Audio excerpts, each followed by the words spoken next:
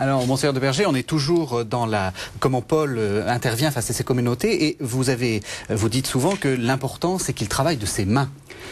Je dis que c'est l'originalité de Paul. C'est vrai que Paul va être un missionnaire, on l'évoquait, il va parcourir un petit peu l'Empire romain pour y annoncer l'Évangile, mais en même temps, il le fera en travaillant de ses mains. Il me semble qu'elle a une très grande originalité de Paul, d'autant plus que c'est dans un contexte, vous le savez, où les métiers manuels étaient souvent des métiers méprisés.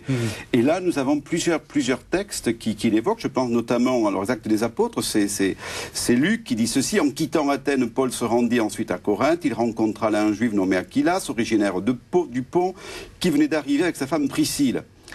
Et il continue: Paul entra en relation avec eux, et comme il avait le même métier, c'était des fabricants de tentes, il s'installa chez eux et il y travaillait. Et donc on a là l'originalité d'un missionnaire qui prêche l'évangile le Shabbat, prioritairement dans les synagogues, et qui le reste du temps travaille de ses mains.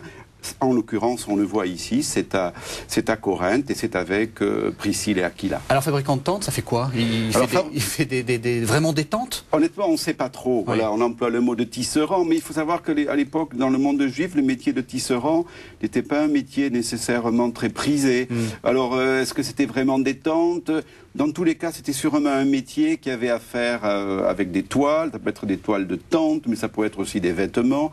Et j'aime bien me dire que, comme le notent d'ailleurs plusieurs exégètes ou spécialistes, c'est un métier qui ne nécessitait pas beaucoup d'objets. Il suffisait d'avoir quelques outils. Et avec tous ces outils-là, on pouvait aussi bien sur le pont d'un bateau que dans un petit atelier, on pouvait coudre ou on pouvait réparer. Et le choix du métier peut-être pas inintéressant, certes. On va dire que ça peut être lié à la ville de Tarse, dont Paul est originaire, et où il y avait, de fait, de grandes industries textiles. Mais il y a là aussi un métier qui lui permet d'entrer en relation avec tout le monde. Alors, à quoi c'est important qu'il gagne sa vie? Alors, je crois que c'est important pour plusieurs raisons. C'est d'abord important pour ce qu'il écrit, c'est dans la première lettre aux Corinthiens, où justement, ayant évoqué l'annonce de l'Évangile, il dit ceci: car annoncer l'Évangile n'est pas un motif d'orgueil pour moi, c'est une nécessité qui s'impose, et il ajoute: si je le faisais de moi-même, j'aurais droit à un salaire. Mais si j'y suis contraint, c'est une charge qui m'est confiée. Quel est donc mon salaire? C'est d'offrir gratuitement l'évangile que j'annonce, sans user des droits que cet évangile me confère.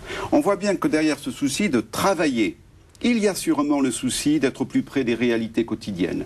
Mais il y a aussi le souci de Paul de répondre gratuitement à cette expérience qu'il a faite de l'évangile. Le Christ l'a choisi gratuitement.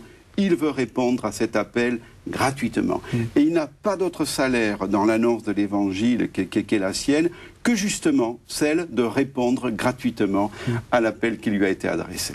Oui, et on voit dans la suite du christianisme, en particulier dans l'épître à Diognet ou dans d'autres épîtres, que par la suite, on distingue le vrai du faux pasteur à celui qui se fait payer par ses communautés. Alors vous avez raison, c'est très intéressant, même la Didaché, écrite à la fin du 1er siècle de notre ère. Alors certains disent, c'est peut-être aussi pour ça que Paul le travaille.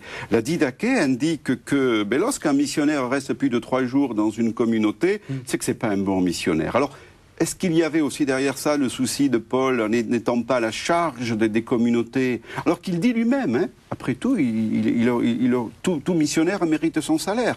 Il dit, mais moi je n'en veux pas. Alors est-ce qu'il y aurait derrière cela le souci de Paul de se démarquer de certains aussi missionnaires? Je crois qu'il y a beaucoup plus que cela. Il veut répondre gratuitement, et puis surtout, et on le verra dans notre texte, il veut surtout inscrire le travail comme un des lieux aussi où s'inscrit précisément l'accomplissement du royaume de Dieu. Tout n'est pas spirituel, il y a aussi quelque chose de profondément matériel dans l'annonce de l'Évangile. Oui, et le travail fait partie de ces réalités où l'annonce de l'Évangile a toute sa place. Et justement, en quoi c'est important?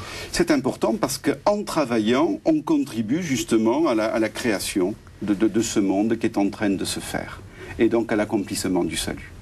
Merci beaucoup, Monseigneur de Berger. Merci.